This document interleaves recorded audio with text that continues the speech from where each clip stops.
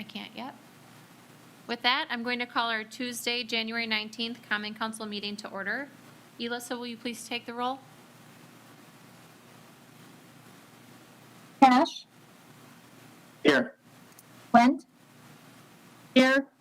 Written, Here. Bartz, Here. Holthouse, Here. Wagner, Here. Schmidt,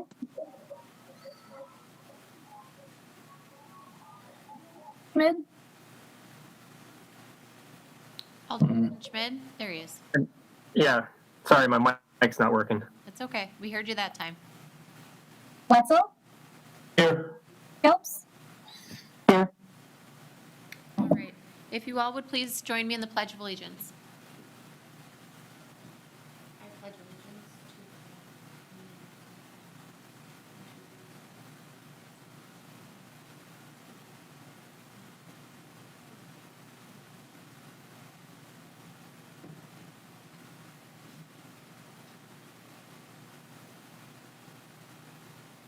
All right, the first item we have then is the minutes of the council meeting from January 5th. Does anyone have any questions or comments on those minutes? All right, seeing none. Our next item is comments and suggestions from citizens present. If there is anyone on the line that would like to speak or comment to any of to the city council, now is that opportunity. I would. If you would please just state your name and address, and then we can hear you. Theodore Frank, 219 Summit Avenue.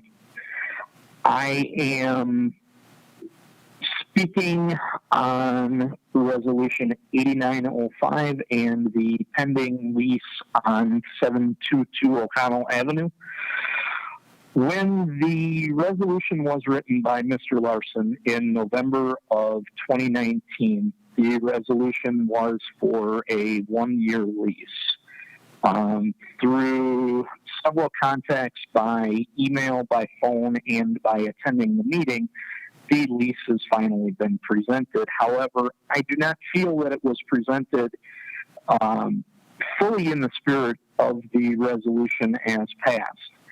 The lease that the city attorney sent to the council after corrections were, or negotiations, whatever you would call them, were made, that is more in the spirit of what Mr. Larson was doing, especially with the one-year terms and the other changes as it was made.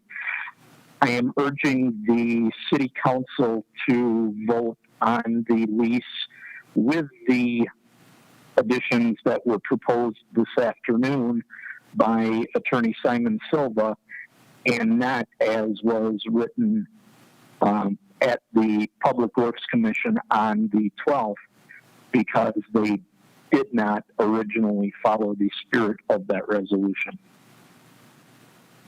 Thank you. Is there anyone else that would like to comment?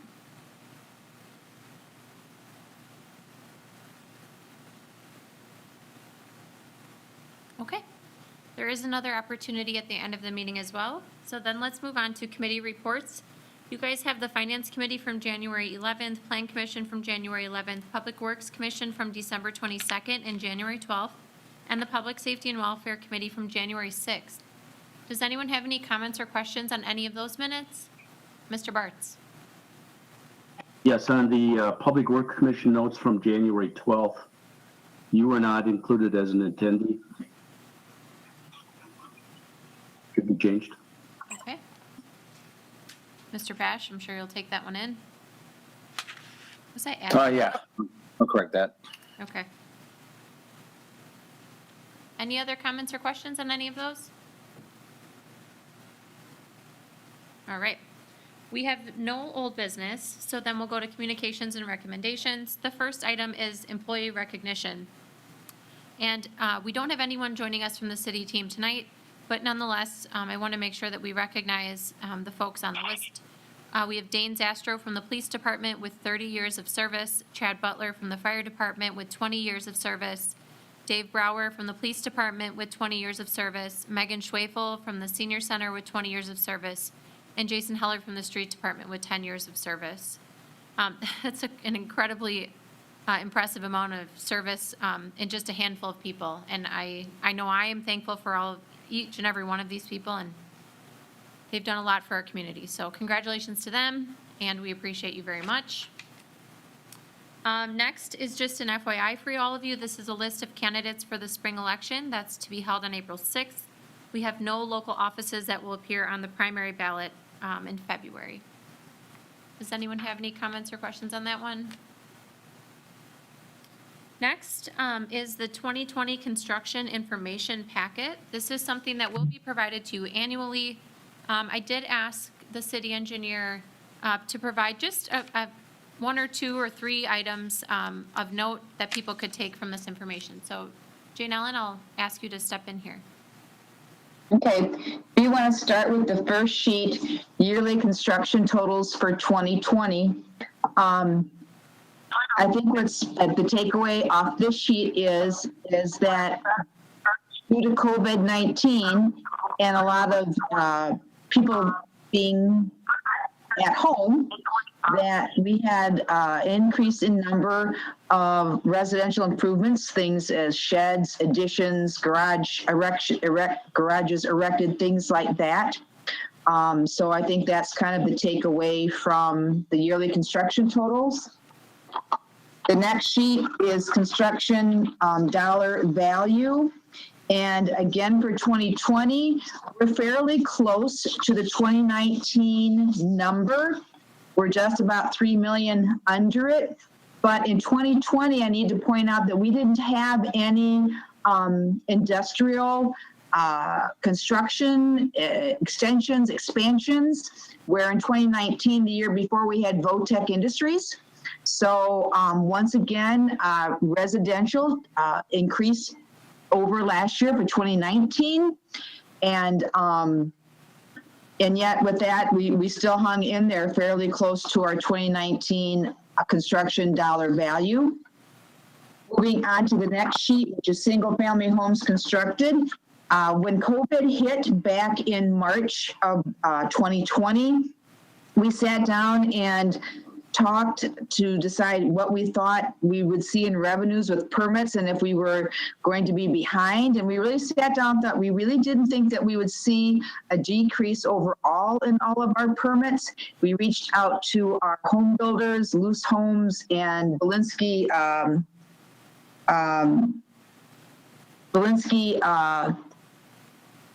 builders and asked if they, what did they forecast? And they said way back this spring that they would start everything that they had permits for and had broke ground on, and they kept going. So we increased a little bit in 2020 of single home family constructed, even during the pandemic. So we're kind of excited about that.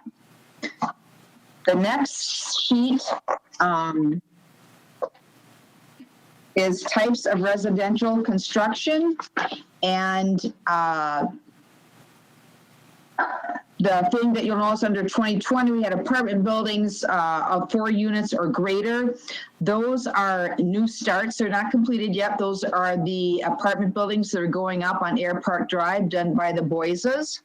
And then you'll see again that we had single family buildings. And so that again, some good general growth occurring in a 10-year span. The next sheet is types of residential construction values. And you'll see different peaks in different years. And I sat down with Doug Zwig today and I said, let's just, without checking all the records, let's just put our heads together. And as best as we could figure out, when you see those expansions in certain areas during certain years, we figured about 2016, we saw the Johnsonville new expansion out on the southwest part of town. We also had the Bethesda group homes that got built during that era. In 2017, Clausen did a big addition onto their onto their network out at the West Side Industrial Park. In 2018, Mark Court did its first expansion under Phase 1. In 2019, we had Votech Industries and also had Marquardt expand into their second phase of expansion. And this year we are seeing the library and those Air Park apartments.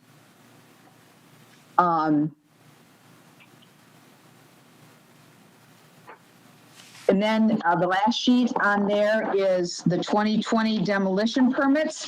And demolition permits are fairly new to the city. When I started here a little over 7 years ago, they didn't exist, but we brought them before the committees and got passed through the council, and people are using them. And you can see with the 100 block, when the 100 block got taken down, the city took out those permits.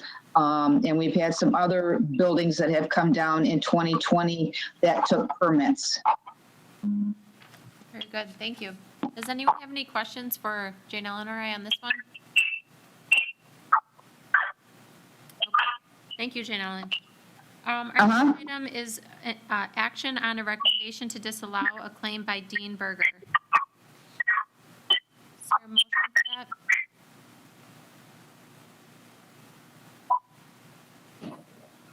Mr. Ritten. I'll move to we disallow the claim by Dean Berger. Motion by Ritten. Is there a second?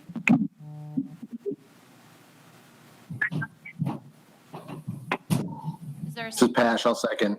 seconded by Pash? Does anyone have a question?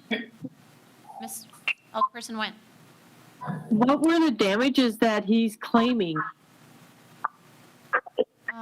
Elissa or Rose?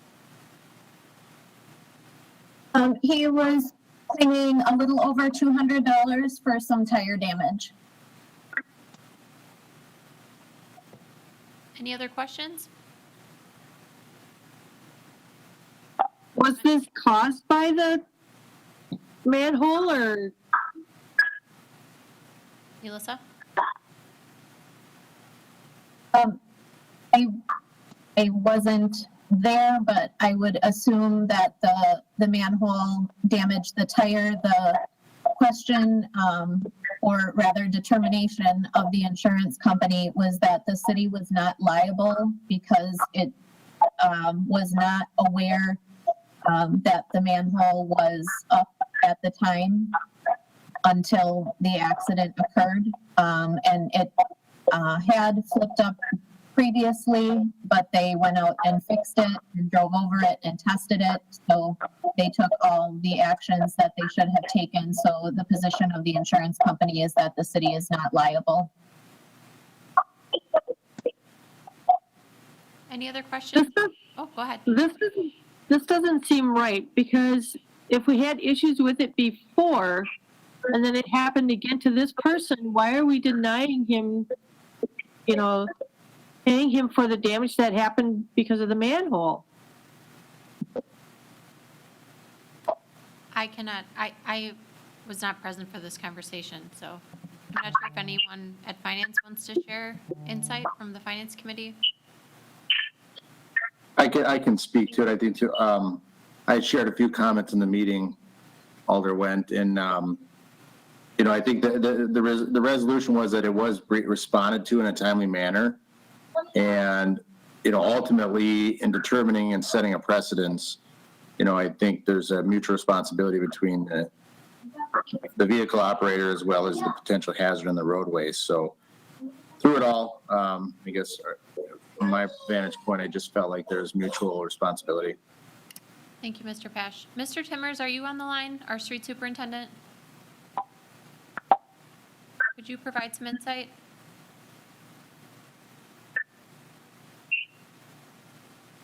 Jason?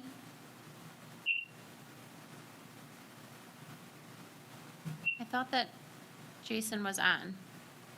From what I know, the plow truck hit the manhole. They went out and replaced the lid and covered it with a barricade. That's the information that I have.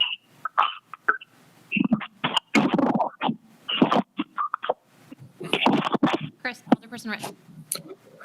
At finance, it was talked about, there was a report, I think, Officer Zastrow responded. There was a back and forth, a long report, and ultimately the insurance company looks at that and determines city's not liable. Attorney Simon Silva did point out that it is up to the city to decide if they want to just go ahead and pay these, I'll call them smaller claims, like under a couple $100 or less. But it was also talked about at the finance committee that, well, if we start doing that, then maybe we set a precedent, and then we'll be paying more and more and more of these. So ultimately, I think we kind of agreed with the insurance company's assessment that city was not liable in this case, and there was more reports that we covered at that committee meeting. Any other comments or questions? Elis, are you fine with a voice vote on this one? I would prefer a roll. Go ahead. Britton, Aye. Barth, Aye. Holthouse, Aye. Wagner, Schmidt, No. Wetzel, Aye. Hiltz, No. Cash, Aye. Flint. No. Motion carries 6-3. Okay. Thank you. Our next item then is just a reminder to everyone that because of the election on February 16th, the meeting on Tuesday, the 16th, will be moved to Monday, the 15th. So if you could please just pencil that change into your calendar. And then our next item is the COVID-19 update. So I'm going to refer to Carol as soon as I get this screen shared. Emily, is there somebody that's not muted? Because I'm getting a lot of feedback from somebody that keeps coming up as caller. I can mute some of the callers on my end.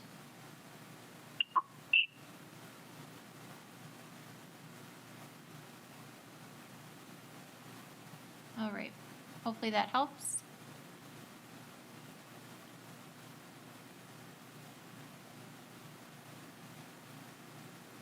And then Carol, I'm going to turn it over to you.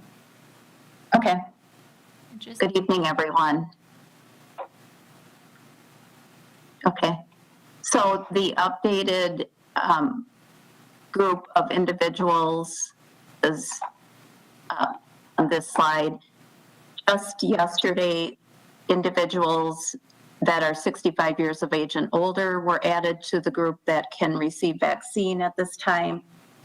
They would not be able to receive vaccine until next week, but as we order this week for our upcoming clinics next week, they can be included in that order. Our other phase 1 individuals that we've talked about are healthcare workers, residents of long-term care facilities, police and fire, and another addition was correction officers, and they were added last week as well. Then the next slide just goes through the state allocation of vaccine, and you'll see that the allocation is quite significant compared to what the order is. The allocation includes what was federally assigned to the state of Wisconsin to vaccinate the individuals, residents in all long-term care facility, as well as staff, and that was federally assigned. So that number is pretty significant, but those doses are held out specifically for that process and those individuals in our state. Our local numbers, our total investigations have been 12,990. We've had 10,074 that have not been a case. We have 2,339 confirmed cases. 2,186 have recovered, and we have 153 active cases in the city. We have 96 probable, 183 suspect cases. We have 145 open contact investigations, 4% of our positives have been hospitalized, and 30 of our community members have died from COVID. This is our Monday and Friday post on the website and Facebook. It just includes the numbers, the positive cases, the recovered numbers, and then our active disease cases. And then tonight I added on a graph that just displays the probable cases, because we are seeing more probable cases, and I can explain, we've talked about this before, but just as a reminder, those are individuals that were diagnosed by a provider based on symptoms or an exposure, and a test was not taken. The next slide then is confirmed cases by age. And again, you can see the 20 to 29-year-old. We see the most cases in that age group. And then the next age groups would be the 30 to 39-year-old and the 50 to 59-year-old. On the next slide is our pediatric cases and the breakdown by age group. You can see the age group 14 to 17-year-old is the most impacted, and then right after that is the 9 to 13-year-old age group. And then the last slide is our Wednesday post with our Watertown reopening plan. I have just a couple of items to share, and then we'll open that up for questions. Give me 1 second.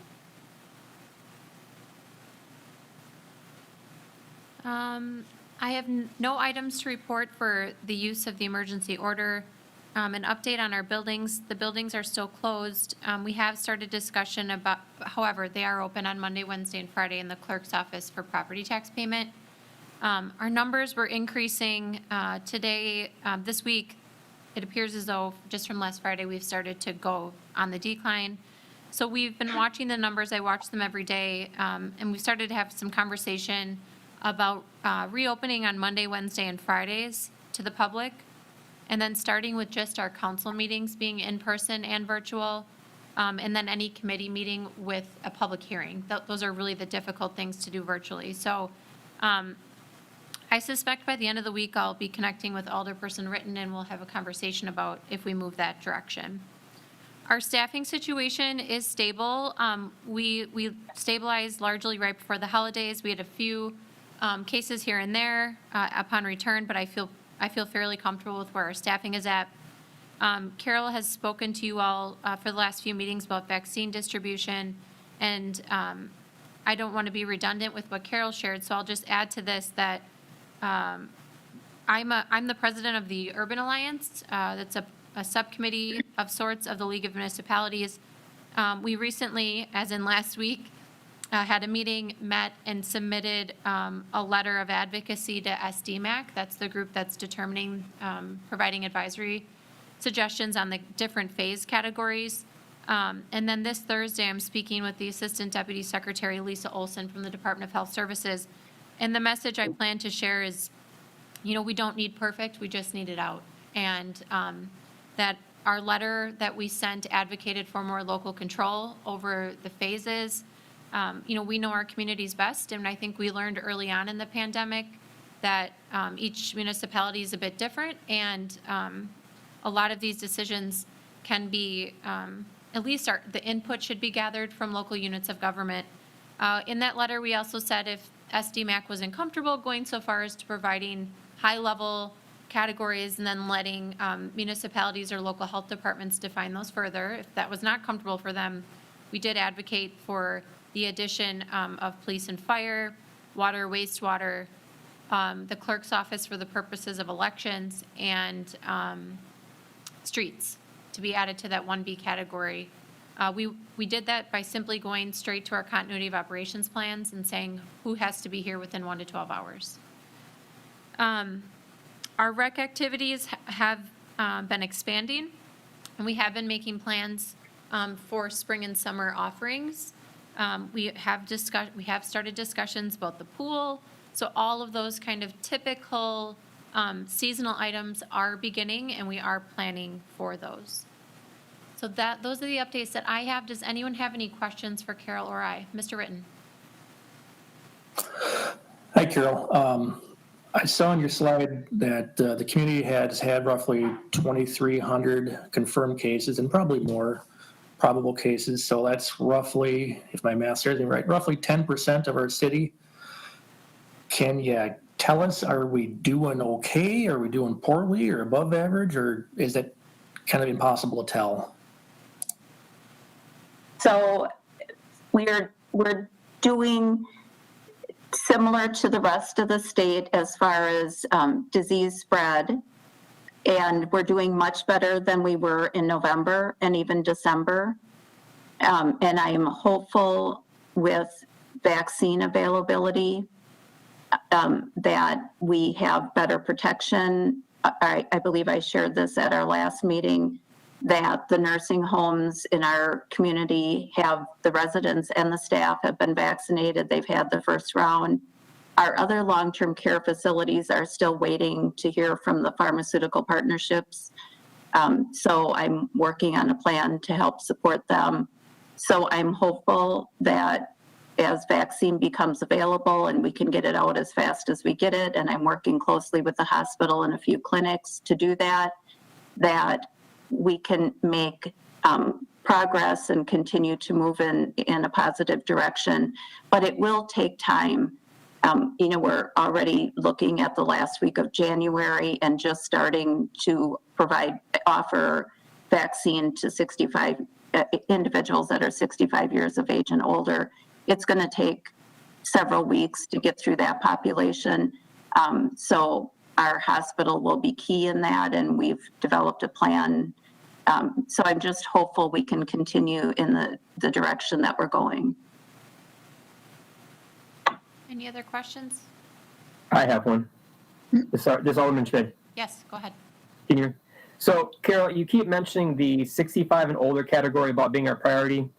Have you been tracking the events with the Pfizer vaccine internationally, with what happened in Norway, with the recent number of deaths they've had related to that age group, along with the fact that they ceased administering it to that age group over there because of concerns of safety, along with Australia stopping its acquisition of the Pfizer vaccine until they can reassure them of the safety for the age category specifically? These events within the last 72 hours-ish, those articles have broken. So if you have other countries that have ceased distribution or ceased acquisition of the Pfizer vaccine specifically for 65 and older, why do we want to continue to push something that we don't have guaranteed safety on? So 65 years of age and older population was just added to the group of individuals that can be vaccinated, and the pharmaceutical partnership only used Moderna vaccine, and we only have Moderna, and the hospital does as well. Well, that's good to know. Alderperson Went, did I see your hand go up? I was just wondering if there's been any reactions to the vaccination with anybody? Sure. No, not anything unusual. Sore arms with the injection site, some achiness, but everybody that we've had provided vaccine to, and other individuals that have gotten vaccine from other sources that we've talked to, have not had any remarkable side effect.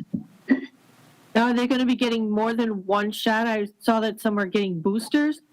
Yeah, so both Moderna and Pfizer have, it's a 2-dose series. Any other, Alderperson Wagner?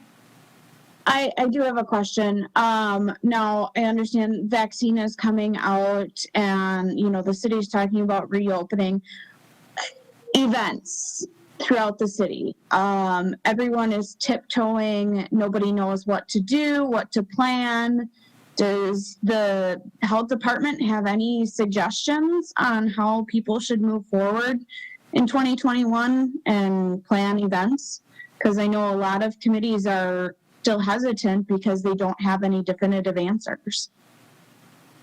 So when I have been contacted from organizers, I've talk to them about measures that they can put in place to help minimize exposure.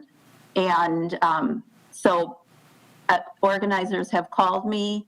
We've gone through the list, which hasn't changed at all from, around a year ago to spread, although, now we encourage everybody to wear a mask, but to have smaller groups together, to do most of the event outdoors, and to make sure there's hand washing and face mask, and limit common touch areas, making sure there's cleaning in environments.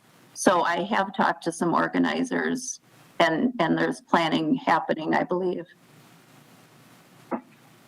Well, and another question with that, you said the mask. Well, the mask mandate technically expires tomorrow. I haven't read anything up to date, but I mean, from a standpoint of being on different committees, something from someone stating that it is okay to start planning events would be helpful, because when they do plan events and then they get shunned from the community, it makes it hard for them to want to do things, in my opinion. I do believe, I thought I saw this at the end of the day, that the governor extended the mask mandate. Yeah, he did. I didn't see it. I was in class all day, so I haven't watched the news much. It was late in the day. I think it was honestly maybe 4 o'clock or so that it came out. Other questions or comments from anyone? Real quick, Alder Pasture, just real quick. Carol, I'm just curious, are you doing any kind of educational or informational sessions with these demographics to kind of help educate them on the vaccine, if any are kind of deciding which direction to go here? So the majority of my staff capacity is continuing with the contact tracing. And I think that today we probably had 3,000 phone calls demanding vaccine. We have 2 clinics set up for next week, and we filled those appointments up in less than 2 hours, and we'll be giving out 500 vaccines. So at this point,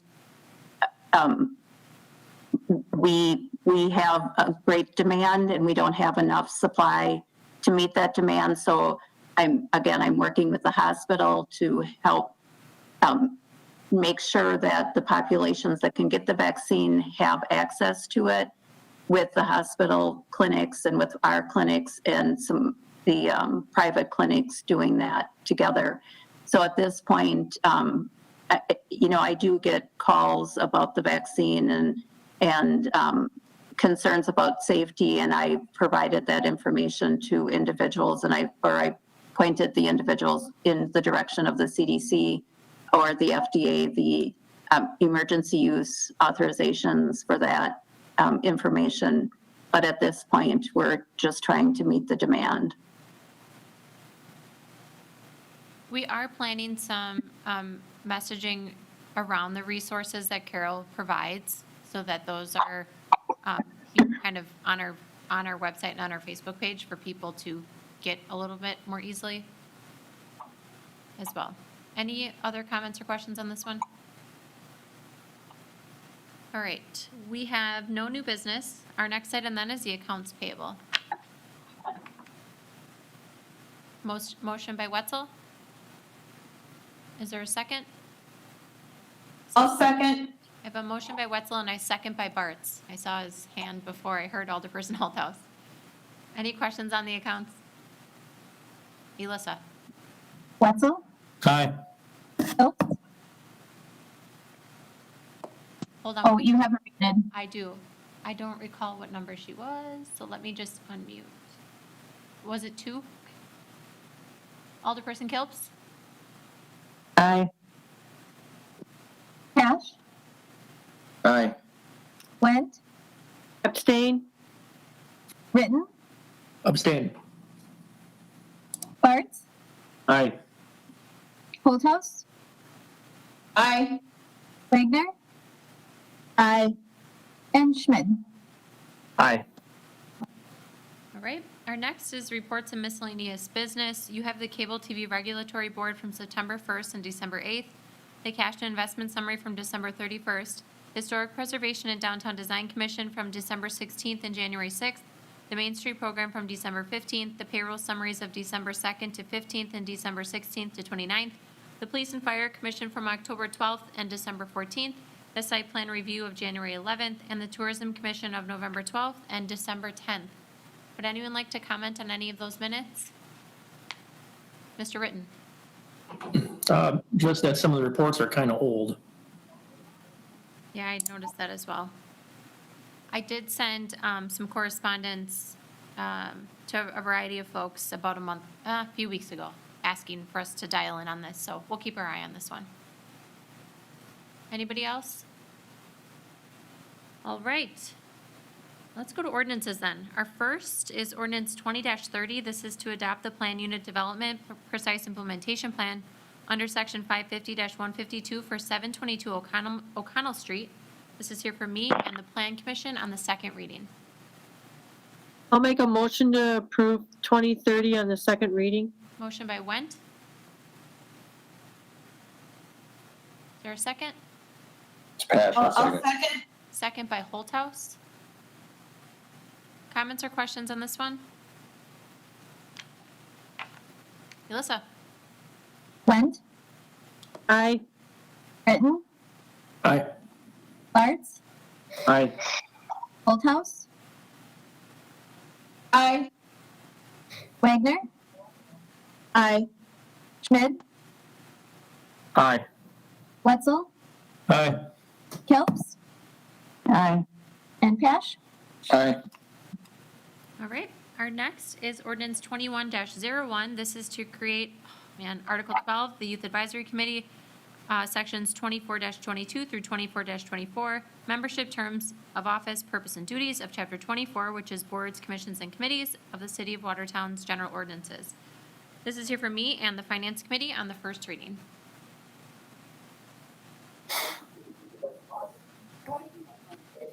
I'll motion. Motion by Wetzel, second by Ritten. Before I open it up for comment, I will make note, we purposely left the track change version here so you all could see the additions that were discussed at the last meeting clearly. If this indeed passes, we will remove the track changes, but just wanted to make that obvious to you all. Any questions or comments on this one? Mr. Wetzel? I will vote for this, but I'm just going to ask why. Why? Teenagers giving input into the government. It just, Yeah.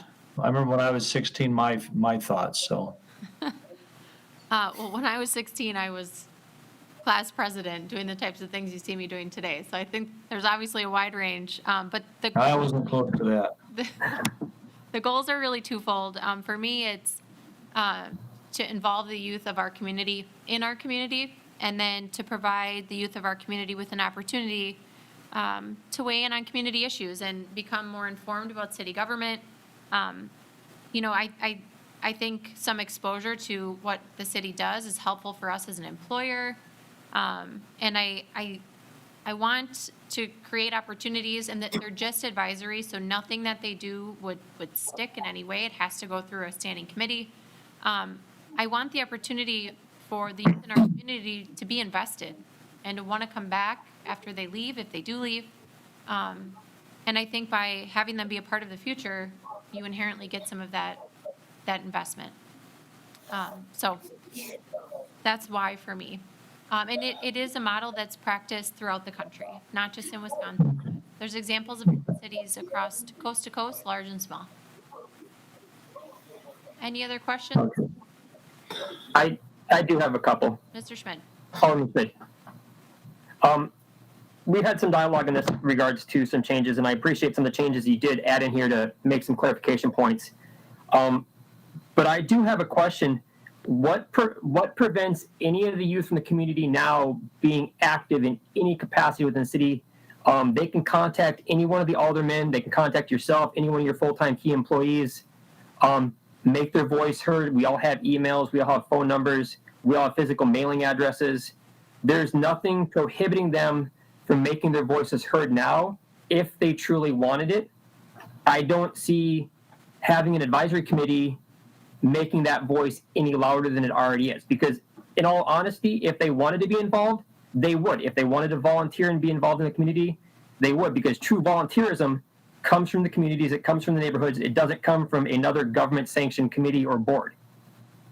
And I don't see it being a long-term investment, because if they're not going to invest themselves into their local neighborhoods to improve it, making another committee is not really going to make that much difference, not long-term. Any other comments or questions? Mr. Wetzel? Under membership, it says there are youth from Dodge and Jefferson counties. I would like to see it say from the Watertown Unified School District. We don't need a kid from Yeah, north side of Whitewater it should. being part of it. It should. The version I'm looking at has that they reside in the Watertown Unified School District. Is that not the version? Okay. Okay. Yep, we did make that change after your feedback. We did. Yep, Okay. yep. So we did that reside in the Watertown Unified School District so that it wouldn't prohibit parochial schools as well. Right. Thank you. Anybody else? Elissa, do you have something? Or are you just listening intently? Okay. Alder Pash here, forgive me, my video's having issues, but if I may, I just, not to undermine any other point, but I just want to say that this is a wonderful thing as far as encouraging youth to get involved in city government, in the community. If you look at the elections, most districts have one candidate. I mean, most districts don't get opposed anymore because we have a lack of engagement from citizens in the community. This is the time to get them excited, to get them passionate, get them involved. So I guess, again, not to undermine other points, but I think this is a wonderful thing for a community to embrace the opportunity to get the future generations engaged and ready to go. So we have future leaders that are excited about city government and local leadership. Anyone else? This is Alder Wagner. I want to second what, Alder Pash says, is the fact that having these young folks excited about it and presenting it to us, it wasn't us going to them, it was them bringing it up to us. They wanted this. There are groups in the high school that, focus on business, focus on farming. I don't see something wrong with them wanting to get a little bit more involved in the community. And if you can direct me as to what else is out there for them as far as community involvement, I would love to know, because I'd love to share it with individuals. But a lot of the programs that I see are more catered for the young, the Watertown Family Centers for that younger age group, the Talk, Read, Play program. All those are more targeted towards the younger middle school and underages. Where's the high schoolers? We don't want to just see them leave the community and not come back. So to me, I think this is something that is good. And like I said, they came to us about it. We didn't approach them. So I think I may need to clarify my point. It's not that I don't want to see involvement in our community. I don't want to see the next generation be excited in the way governments ran and get excited and roll up their sleeves and get dirty to impact change locally, because it's ultimately one of my strongest beliefs is to impact change locally and get the next generation involved locally, and to retain your youth and to retain your talent and retain that sense of community, that sense of belonging, that sense of purpose. But my bigger underlying question is this: where's been the excitement to get involved prior to this? If they truly wanted to get involved, they have opportunity to get involved, to shadow one of us, to shadow the mayor, to shadow one of her department heads, to go to any one of the council meetings, to go to any one of the board meetings, to contact us through multiple avenues. I'm not seeing it. So I don't see adding another committee other than having a handful of people who already have that in connection to get there. I don't see the huge outcry from the community. They want another committee to sit on, because if they really wanted to be involved, they already would have been. I did receive a couple of contacts of support from the members of the public, of which I do not know, so, just for information. Anybody else on this one? All right, Elissa.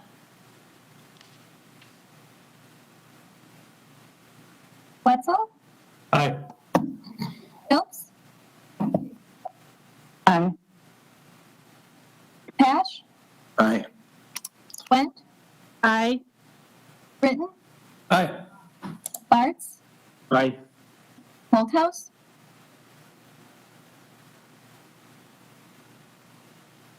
Aye. Wagner, Aye.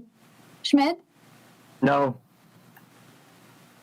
All right, thank you very much. Let's start our marathon of traffic changes. The first one we have is, so we're gonna do a lot of these again, so get your first and seconds ready.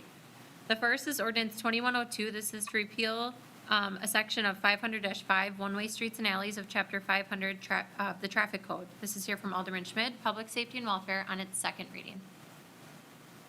A motion to approve? Thank you. Motion by Schmidt, second by Wendt. Comments or questions on this one? Elissa?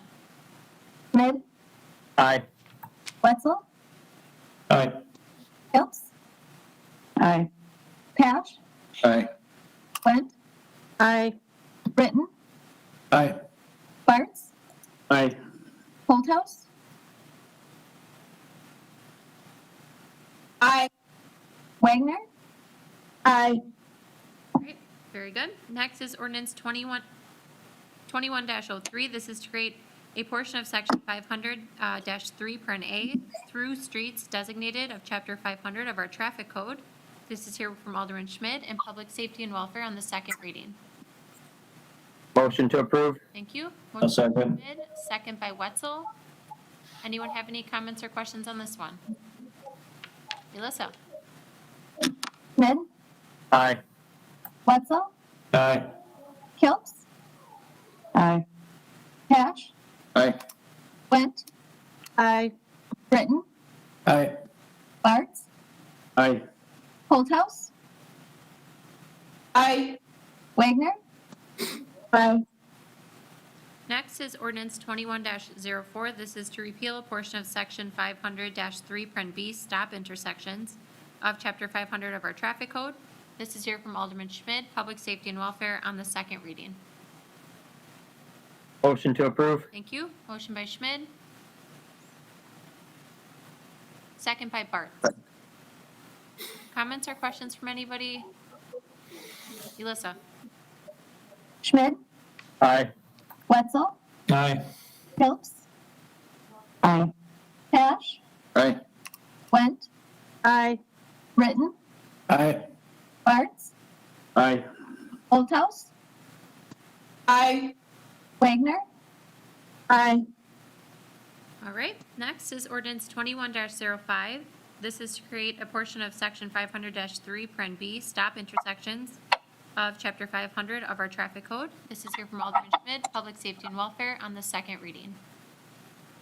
Motion to approve? Thank you. Motion by Schmidt, second by Second. Wetzel. Comments or questions? Elissa? Schmidt, Aye. Wetzel, Aye. Phillips, Aye. Pash, Aye. Went, Aye. Britton, Aye. Bartz, Aye. Holthouse, Aye. Wagner, Aye. All right, next is ordinance 21-06. This is to create a portion of section 500-3 Pren B stop intersections of chapter 500 of our traffic code. It's here from Alderman Schmidt, Public Safety and Welfare, on the second reading. Motion to approve? Thank you. Motion by Schmidt. Second by Wendt. Any comments or questions? Elissa? Schmidt, Aye. Wetzel, Aye. Phillips, Aye. Pash, Aye. Went, Aye. Britton, Aye.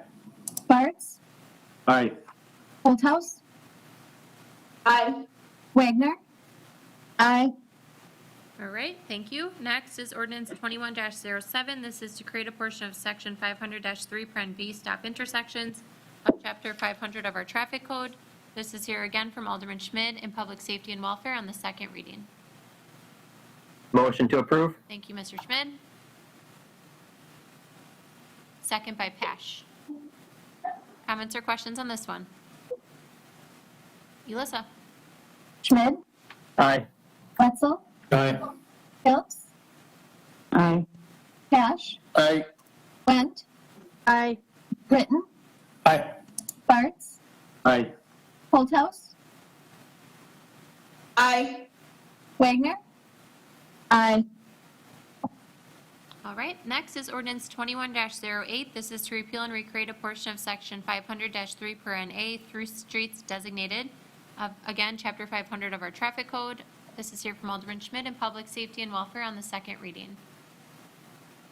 Motion to approve? Thank you, Mr. Schmidt. Second by Bartz. Questions or comments? Elissa? Schmidt, Aye.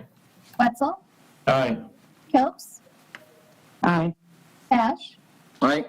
Went, Aye. Britton, Aye. Bartz, Aye. Holthouse, Aye. Wagner. Aye. All right, very good. And our last in this section then is ordinance 21-09. This is to repeal and recreate a portion of section 500-3 per NA through streets designated of our traffic code. Again, Alderman Schmidt, Public Safety and Welfare on the second reading. Motion to approve? Thank you, Mr. Schmidt.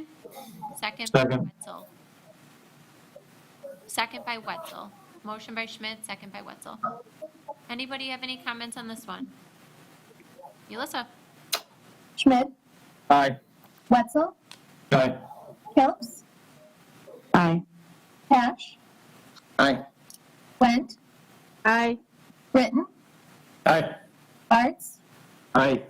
Holthouse, Aye. Wagner. Aye. All right, very good. Next is ordinance 21-10. This is to amend chapter 550 of our zoning code by creating section 550-37B, paren 2, paren 1, personal storage facility as a principal land use permitted as a conditional use in the heavy industrial zoning districts. This is here from me and the Plan Commission on the first reading. I'll make a motion to approve 2110 first reading. Thank you. Motion by Went. Is there a second? Holthouse, I'll second. Thank you. Second by Holthouse. Mr. Ritten. Is this related to the O'Connell Street thing we passed, Nope. or incidental to it? No, this one and the next one, these pertain specifically to heavy industrial. So what this is allowing is, we have a handful or so of heavy industrial properties. Think of some like out on 12th Street that don't have the best chance of repurposing them into a lot of different uses. But the use that has been coming forward is personal storage or storage of some type. So this would basically allow this, this type of land use as a principal land use that's permitted as a conditional use in those zoning districts. So this one is adding it to the list of uses. The next one allows those folks to have electricity in the buildings. Currently, that's not allowed. Jane Ellen, anything to add on that one, or did I capture that one okay?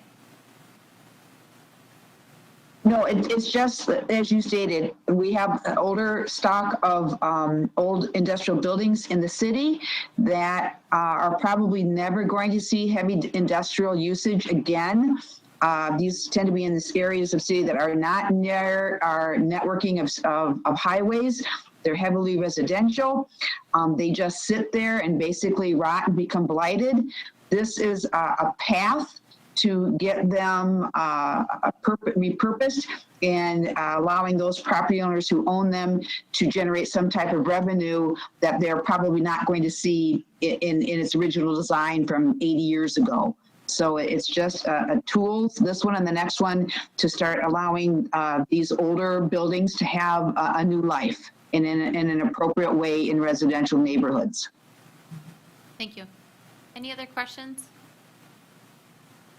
Elissa? Went, Aye. Britton, Aye. Bartz, Aye. Holthouse, Aye. Wagner, Aye. Schmidt, Aye. Wetzel, Aye. Phillips, Aye. and Cash. Aye. All right, very good, thank you.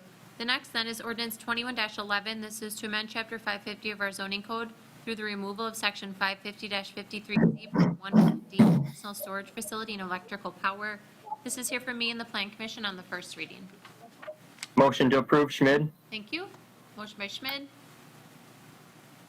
Second. second by Wetzel. Any comments or questions? Elissa? Schmidt, Aye. Wetzel, Aye. Phillips, Aye. Cash, Aye. Went, Aye. Britton, Aye. Bartz, Aye. Holthouse, Aye. Wagner, Aye. All right, next is ordinance 21-12. This is to amend section 220-1D, paren 1, revocation and suspension of licenses of chapter 220, alcohol beverages and other beverages. This pertains to licensing and general regulations in our city code. This is here from me and the licensing board on the first reading.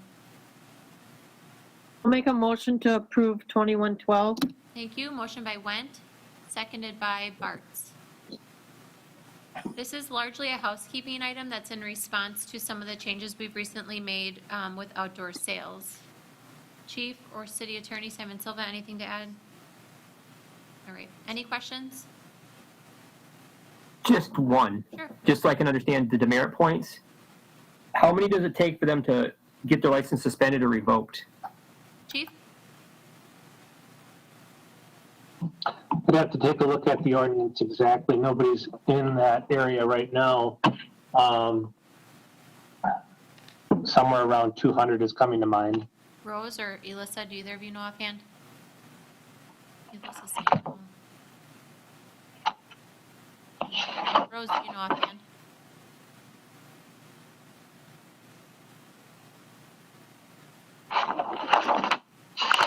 Mr. Schmidt, would it be okay if we followed up with you on that? Yeah, that's fine. Okay. I have it up. Oh, okay, go ahead, Rose. Sorry, it just took me, this is Rose Simon Silva, sorry, it just took me a minute. So for demerit points, the chief beat me to it. It's 200 in a rolling 12-month period. Okay. Any other questions? Elissa? Went, Aye. Britton, Aye. Bartz, Aye. Holthouse, Aye. Wagner, Aye. Schmidt, Aye. Wetzel, Aye. Phillips, Aye. Cash, Aye. All right, very good. Next is our resolutions. Our first is a resolution, Exhibit 9155, which is a resolution to approve the contract for county library services with Jefferson County. This is here from Alderperson Kilps and the library board.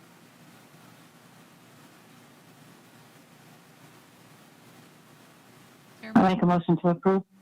Motion by Kilps, I'll second. second by Schmid. Any questions on this one? Elissa? Phillips, Aye. Cash, Aye. Went, Aye. Britton, Aye. Bartz, Aye. Holthouse, Aye. Wagner, Aye. Schmidt, Aye. Wetzel, Aye. All right. Rose, I'm going to ask a question here before I go to the next one. I know we have some staff hanging on for a couple of items. Is it okay if I jump to Exhibit 9158, for example, so that Carol can end her 17-hour day? I'm good with it. Would that be okay? Okay. I just asked for, I noticed that the resolution that I sent up had Watertown United Way on it. And as I mentioned at the finance meeting, the Watertown United Way merged with Jefferson County Northern Walworth United Way. And this is a new process. So I would ask that be considered a change. Okay, so let me do this first. I'm not seeing Rose visibly stopping me, so I'm gonna, and I'm seeing people shake their heads that it's okay. So I'm gonna go to Exhibit 9158. This is a resolution to apply for and accept the 2021 United Way grant application for the Talk, Read, Play Home Visiting Program. This is here from me and the Finance Committee. Is there a motion for that? A motion to approve with Carol's recommended changes to it administratively. Okay, motion by Schmidt I'll second that. and a Mrs. Wagner, I'll second. second by Wagner. So just to clarify, the change is basically, rather than it being the Watertown Area United Way, I think it's probably safest to say the United Way grant. Yes, Okay, it's Jefferson Northern and Northern Walworth County United Way now. okay. An amendment. Would someone offer an amendment with the change of Watertown Area United Way to, one more time, Jefferson, Walworth? Jefferson and Northern Walworth counties. Okay. Is there an amendment to change everywhere in this resolution where it says Watertown Area United Way to Jefferson and Northern Walworth County United Way? I'll make that motion. Okay, motion. Alderman I'll Trainer. second. I have a second by Rick. Bolthouse. So I'm going to take the vote on just that amendment. All those in favor, please say aye. Aye. Aye. Anyone opposed? Okay. All right, then I will ask, is there any other comment on the, or question on the overall resolution? Elissa, are you fine with a voice vote on this one, since we're not committing funds? Sure. She wasn't sure. All right, There's no match for this one? No, all right. All those in favor of accepting this application, or providing permission to apply for and accept this grant, please say aye. Aye. Aye. Anybody opposed? All right, very good. thank you. Thanks, Carol. All right, thanks for bearing with me on that one. I'm going to jump us back up to the original agenda then and go to Exhibit 9156. This is a resolution to approve the City of Watertown Self-Storage Rental Agreement for 722 O'Connell Street with the AMVETS. This is here from Alderman Pash in Public Works. Mayor, point of order here. Which one are we looking at here? We got a red line version in the email with the changes that AMVETS suggested, or are we discussing and voting on the original proposal that we sent to them? Rose, the original?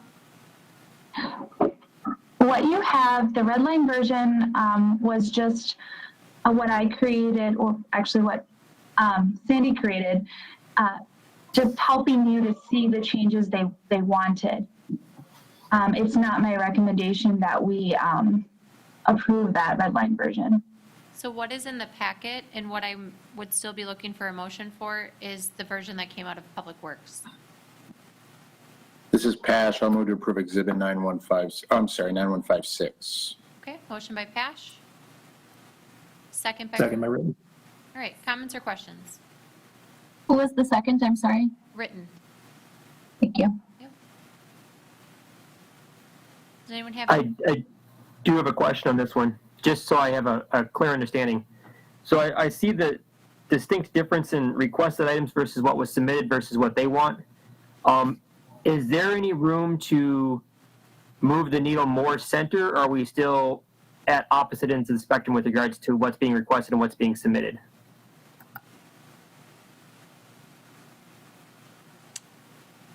Would anyone like to provide a response to that? Rose, do you have a? Sure. So, as to the request that the security deposit be refundable, less any damages, obviously I don't have an objection to that. Liability-wise, I would object to any lease that releases a tenant from any damages to the property. So some of the strike-throughs in the document you see are just not, I would advise against those. The term of the lease is up to this body. It is my legal opinion, you're not bound to a particular lease term. It is at your discretion. Additionally, I guess I can go through some of the more specifics if you want to talk about them. What would you like from me, Alderperson Schmidt? I mean, I guess my question is there any way we can, because I agree, we don't want to release 100% liability to property damage and us eat the whole bill necessarily, because that wouldn't work if we had a rental property or not. I completely support that. With the other lists, is there any room for us to come together on all, like on at least some of the things that they're asking for, I guess, that are other than like the property damage one, or any of the other ones that we can, I guess, adapt to some of the requests, like split the difference? I think Mr. Ritten.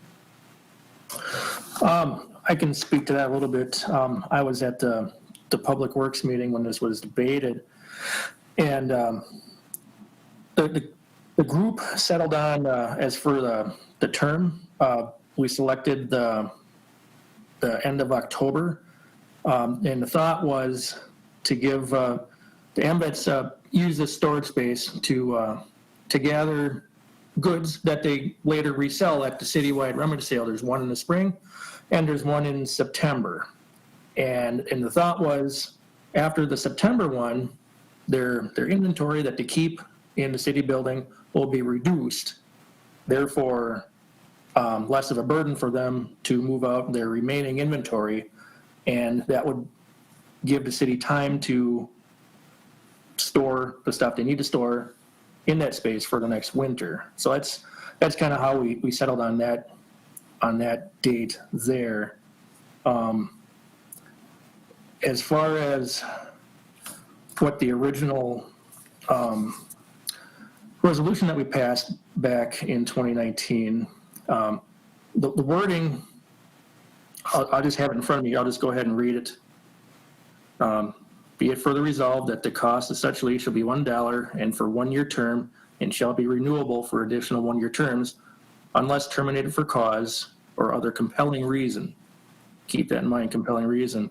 Further, that this proposed lease shall be forwarded to the Public Works Commission for review and recommendation to the full council. So two things I take out of that. One, compelling reason. The city has compelling reason to use their space for what they need to use it for, specifically storing items that don't winter well outside.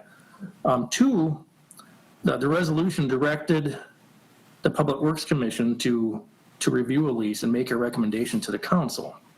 And that's what they did. So I'm comfortable with the date that we put on this lease. I'm also comfortable with refunding the security deposit less any damages. As far as the other changes that the AMVETs did ask for, I'm really not in favor of those. Thank you. Any other comments or questions? Otherwise, I will reopen it again. I just want to make one point, and I'm not advocating, I'm just sharing a point. If this body does want to make the adjustment, one adjustment the city attorney was comfortable with, we would need an amendment to this lease agreement stating as much. Any other questions or comments? I do have a question in regards to one of the things that looked like they wanted to change that is struck out in regards to hours of access or hours of operation. Is this related to other already existing codes for similar type facilities, or is just something they wanted just to be able to access the property 24/7? There is no requirement per our code for hours of operation. Some personal storage locations are 24/7. Other personal storage units, I mean, just think about self-storage units. Other self-storage units, private businesses have set hours. So that is one of those that's just, that was up to the Public Works Committee and up to, council to ratify. Other questions? Mr. Ritten. go ahead and make that amendment to make their security deposit refundable, less any damages incurred. Okay, so just to help us all track, if you're on the first page of the lease, go to rent and security deposit. About halfway through, you'll see the security deposit shall be for $500.00 in the form of a letter of credit from a bank or cash, check, or money order. I'm thinking you're saying comma, and refundable at the end of the agreement, less any damages. Yes. Is there a second to that? Bartz, I'll second that. Seconded by Bartz. So we have an amendment that would, that we'll take a vote on just the amendment, which would change the lease to allow the security deposit to be refunded at the end of the agreement, less any potential damages. Does anyone have any questions on just the amendment? Do we need to make just for point of clarification, do we need to make an amendment for each change, or can we do them all in one? Well, this motion right now is just for this one change. Just for the first change? Yep. Does anyone have any other questions or comments? I'm gonna, Elissa, are you fine? Vote on the. Mayor, this is Alder Pash here. Sure, Mr. Pesh. I just wanted to quickly share too, as chair of the Public Works, we had a pretty lengthy discussion in the meeting, and not to echo too much of what all the written points were, because I think they're consistent. And I just wanted to be shared in council that everybody involved wants a fair and amicable resolution here. The goal is to be mutually beneficial and try to find a long-term solution. And the items that are presented, I think they're consistent with trying to achieve that, to find the best long-term situation for the AMVETs. And I think it's pretty evident, based on everything that's occurred, that this facility is not the best long-term location for the AMVETs. So, the spirit of the Public Works meeting and the discussions is about finding a way to accommodate them the best we can, with the intent to encourage a better long-term solution.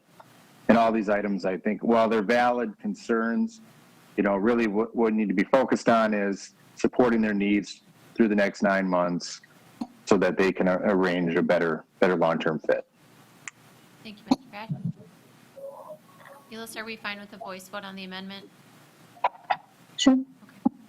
All right, so just to summarize, we're voting on only the one amendment, and that is to add and refundable at the end of the agreement, less any damages. All those in favor of the amendment, please say aye. Aye. Aye. Aye. Anyone opposed?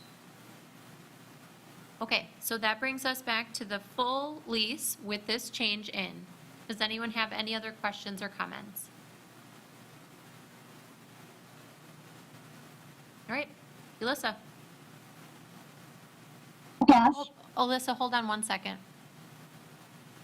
I apologize. Alderperson Schmidt just texted me that he got kicked off the meeting.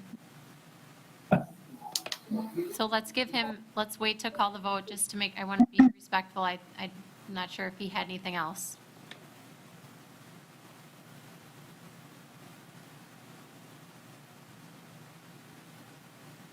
Mayor, I'll just mention while we're waiting, there's 2 Toms on. I did have to dial in by phone as well. So you may lose me on the one feed, but I have a backup I'm already connected to. Thank you. Okay, he's trying right now to get back in, so we'll just give it a moment.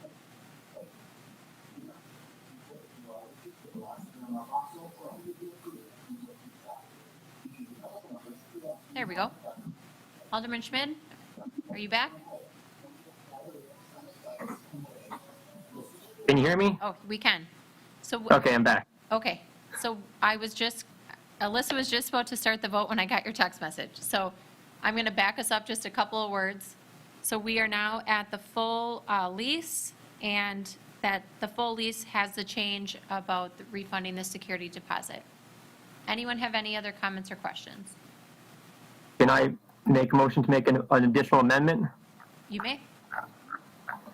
Can we put back in that struck out in regards to operating their facility?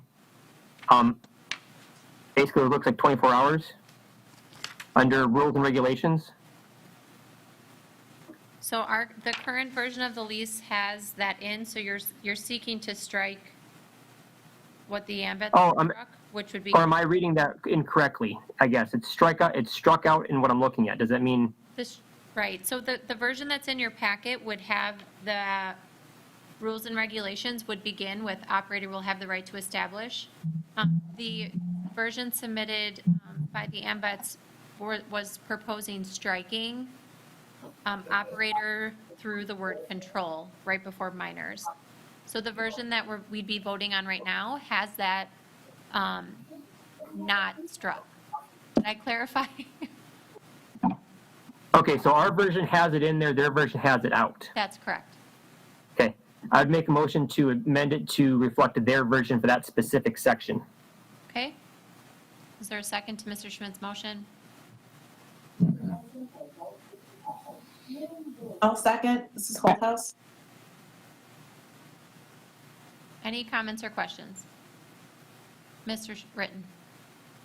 I'll ask Attorney Simmons for this question. Is there a greater liability if we do open this facility up 24 hours?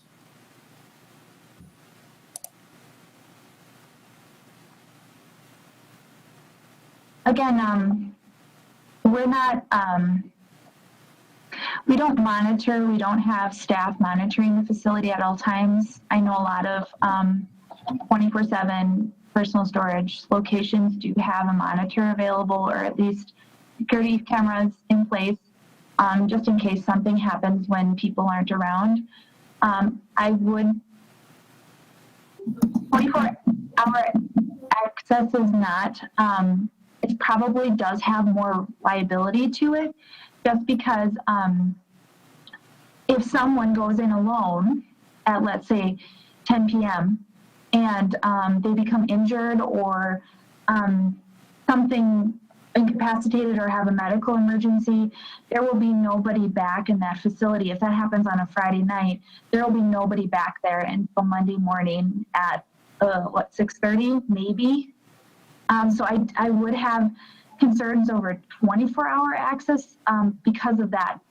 However, you could definitely adjust the hours if you would rather do, 8 a.m. or 7 a.m. I would just be hesitant for 24-hour access.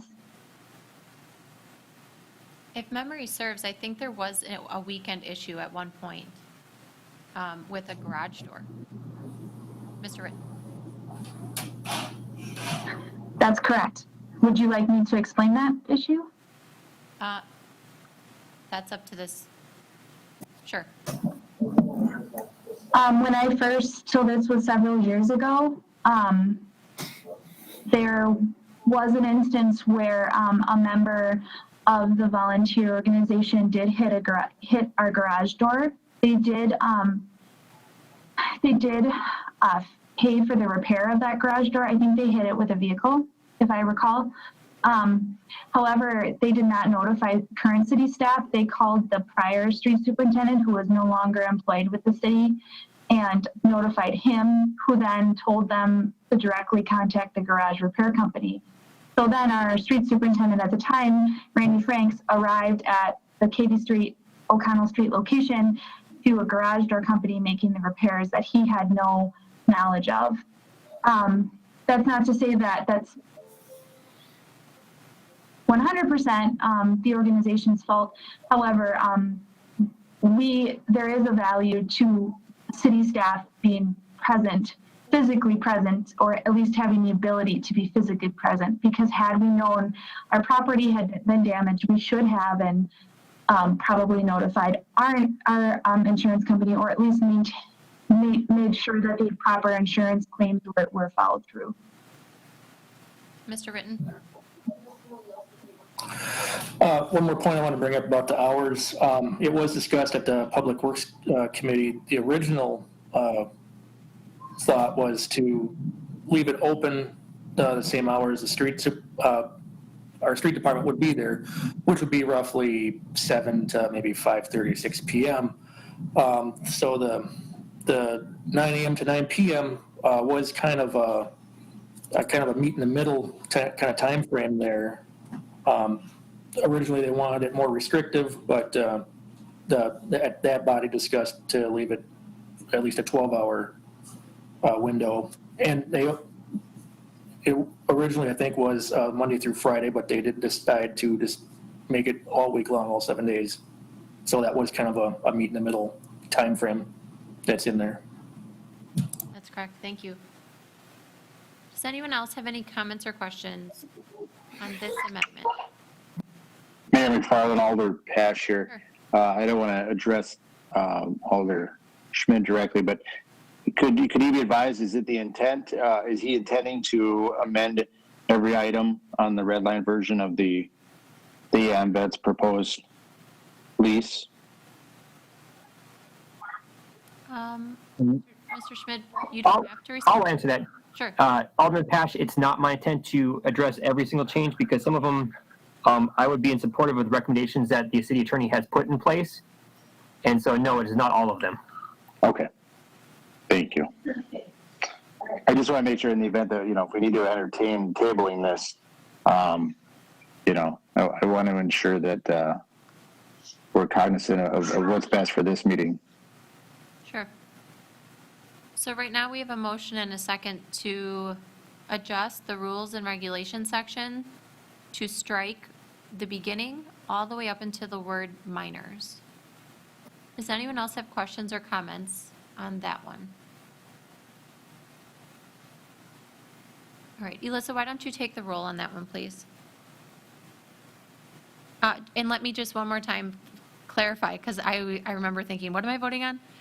So a vote for yes would strike that section. A vote for no would keep the section the way it is from the Public Works Commission packet. Okay, go for it, Elissa. Schmidt, Aye. Wetzel, No. Kelps, Aye. Pash, No. Went, No. Britton, No. Bartz, No. Holthouse, Aye. Wagner. No. Okay. I have 3 yes, 6 no. Okay, I have the same. So that amendment fails. So that brings us back to the original lease with the change that was approved about refunding the security deposit. Any other questions or comments? Great. Mayor? Oh, Mr. Wetzel. Wetzel. I don't know if this is out of order or not. The rules and regulations. Since the city would be in there at 7 in the morning, can we compromise and get 7 o'clock to 9 o'clock, 7 o'clock in the morning? If you would like, I don't know if you want to hit the day and get going. You want to get in there early and do stuff. if you'd like, you can certainly make, what I'm hearing you say, don't let me phrase it for you, but I'm hearing you say Yeah. you'd like to make an amendment to the rules and regulations section to adjust from 9 a.m. to 7 a.m. Is that correct? Yes. All right. Yes. There's a motion by Wetzel. Is there a second to that amendment? A second by Went. Comments or questions? Mr. Ritten? The sound broke up. So the amendment is 7 a.m. to 9 p.m.? Correct. Okay, thank you. So before I ask Elissa to take the roll, I'll phrase it this way again. Voting yes would make the change from 7 a.m. to, voting yes would make the change from 9 a.m. to 7 a.m. Voting no would keep it at 9 a.m. Elissa?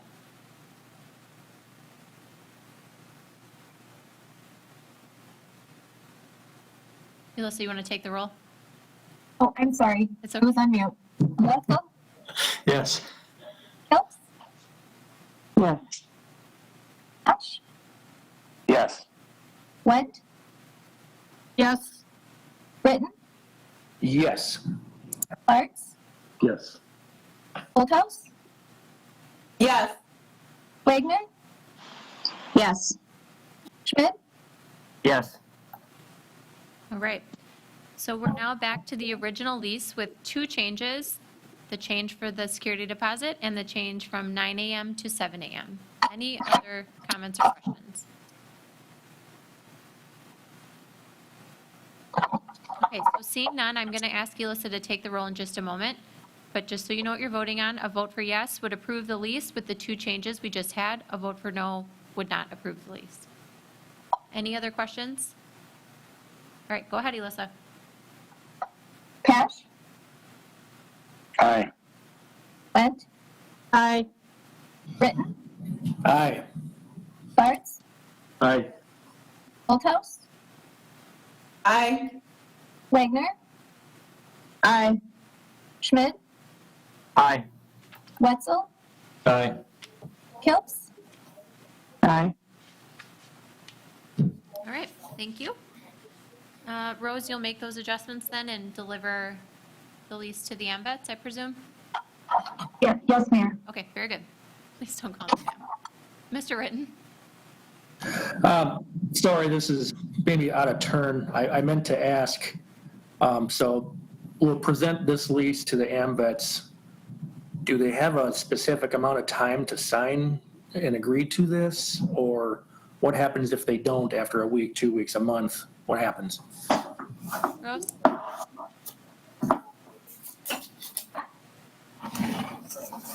I'm sorry, I'm just hesitating.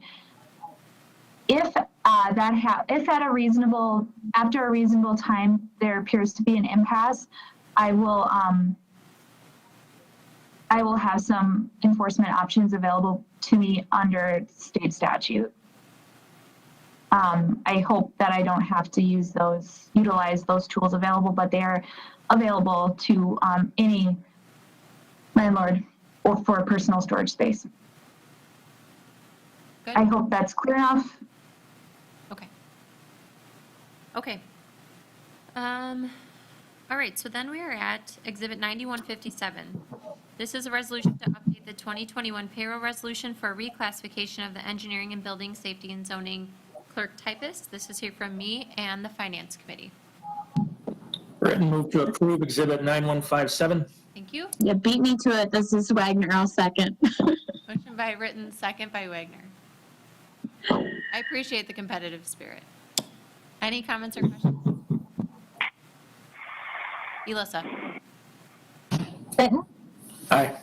Bartz, Aye. Holthouse, Aye. Wagner, Aye. Schmidt, Aye. Wetzel, Aye. Kilps, Aye. Pash, Aye. Went, Aye. All right, thank you. Our next two pertain to our debt. The first is Exhibit 9159. This is a resolution providing for the sale of approximately $3.32 million of general obligation promissory notes. It's here from me and the Finance Committee. Written move to approve Exhibit 9159. Motion by Ritten, Pash, second. second by Pash. Alderperson Wagner, you're not chomping at the bit for this one? All right. We have a I will on the next one. motion by Ritten, a second by Pash. Does anyone have questions for Elissa or I on this one? This is one step of many in the process. All right, Elissa? Britton, Aye. Bartz, Aye. Holthouse, Aye. Wagner, Aye. Schmidt, No. Wetzel, Aye. Kilps, Aye. Pash, Aye. Went, Aye. All right, next then is Exhibit 9160, and this is a resolution providing for the sale of approximately $4.155 million of general obligation refunding bonds. This is here from me and the Finance Committee. Wagner, I will move to approve Resolution 9160. Motion by Wagner. Second by Ritten. Holthouse, I'll second. Wow. One comment and everyone comes out. Where were all of you during the traffic ones? Poor Alderman Schmidt had to do all of them. All right, so we have a motion by Wagner, second by Ritten. Does anyone have questions or comments for Elissa or I? So is this us borrowing money or getting money back? Go ahead, Elissa. This is the permanent financing for the library, the city's portion of the library expansion project. Earlier in the fall of last year, the council approved a temporary note. It got the process started. This is the long-term borrowing, so we will refund that note that was done in the fall with this, and then the repayment period for this one is 20 years. Any other questions? So is this a fixed rate note or is this the ARM that they mentioned before? No, the rates are established the rates are not yet established because we have to go out to the market yet. So this is the initial resolution where you're basically approving Baird to go out to the market and sell these general obligation refunding bonds.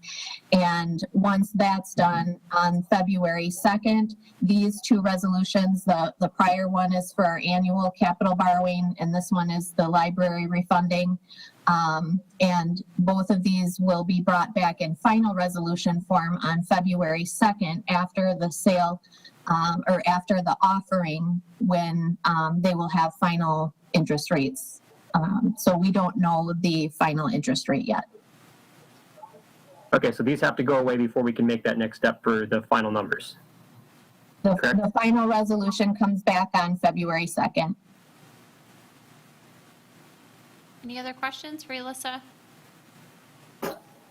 I'll just comment, well, I think we're all debt adverse and would like to avoid it. It's essential for what our needs are, but rates are historically low. So it's a good question, Alder Schmidt. But I'm encouraged that at least with this debt, we're going to have historically low rates when we do lock in. Thank you.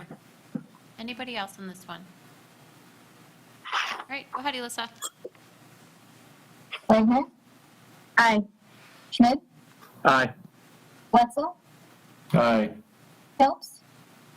Aye. Pash? Aye. Went? Aye. Britton? Aye. Arts? Aye. Holdhouse? Aye. All right, very good.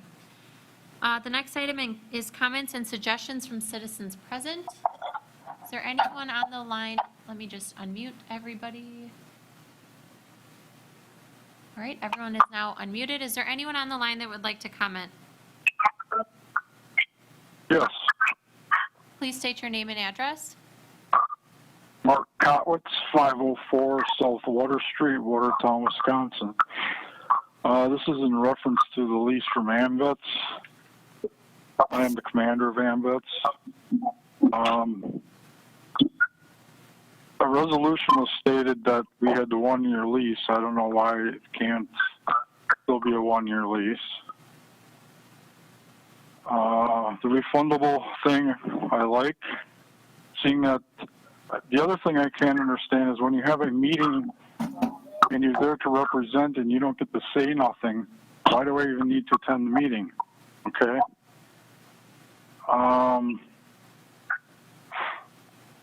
I agree with your start time because we have many men that are retired and would like to get in at 7 o'clock. We don't want it to be a 24-hour thing. And then on the weekends when we have a rummage sale, we might be there after 9 o'clock, so because we have to unload some of the stuff. The other thing was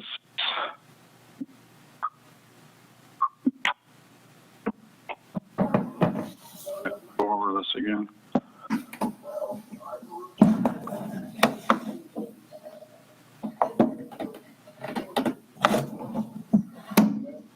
There's something in here about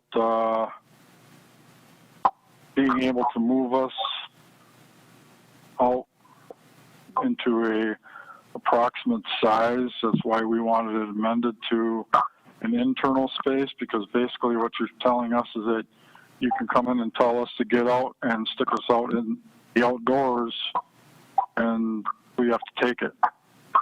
That's why that was, we would like that struck. The locks. The locks have not been changed. We can get in any door in the building, from one end to the other, and you can get in any door from one end to the other. We have no sense of security that way. We offer to change 3 locks in that part, so we have a sense of security from everybody else. That's why we would want the locks changed.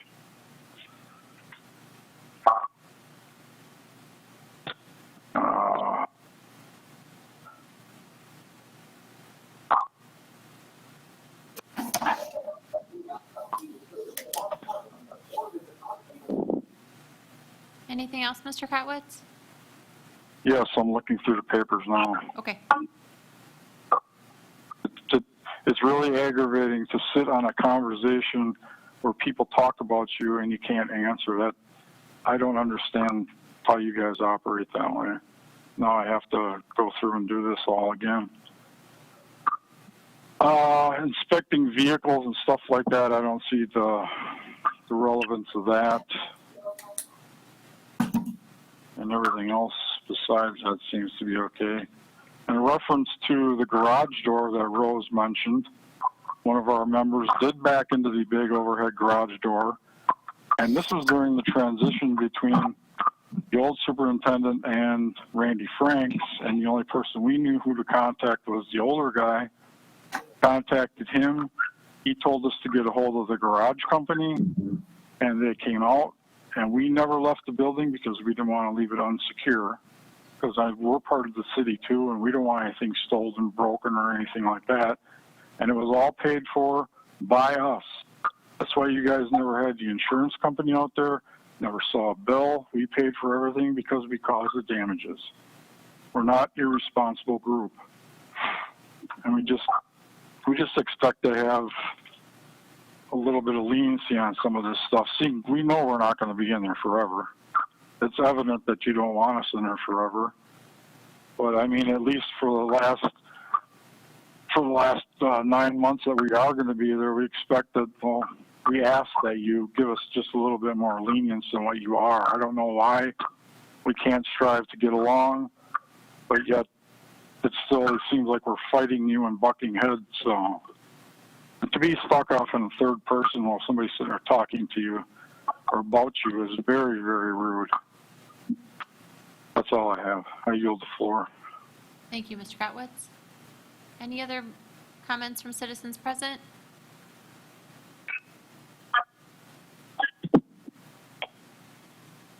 Yes. Oh. Was there someone else? Hello? Yes. Please. Yes, there is. Okay, please state your name and address.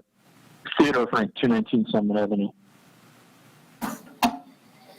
Say again, please. Go ahead, Mr. Frank. Hello? We can hear you. Yeah, I was under the same impression that Mr. Koplitz was, that there was to be negotiation. I worked in sales prior to becoming a teacher. Negotiation involves both parties coming to an agreement. It does not involve one party making a suggestion and not being able to sit down and actually come to an agreement. I am grateful for the support that the city has given us. I would hope that we are able to negotiate a lease that is a little bit more in line with what we were informed from 8901. I'm disappointed that we were not able to actually sit down in the past, 15 months and actually hammer this out well before now. I don't think that the negotiations were necessarily done in good faith. I agree with Mr. Kotwitz about the indoor storage person, moving for a different indoor storage space, especially because the city of Watertown is the largest property owner in the city. If I remember correctly, it was 200 different parcels of land in Jefferson County alone when I originally spoke in November of 2019. And I know that number fluctuates, but with that many spaces, I still cannot see how there is a lack of space that the city hasn't found storage for the other items that with that entire building that are 1,680 square foot or whatever it is that necessary for the city to at least not give us the full year. I'm looking forward to finding an amicable solution with the city's help in this matter. Thank you. Thank you. Any other comments from citizens present?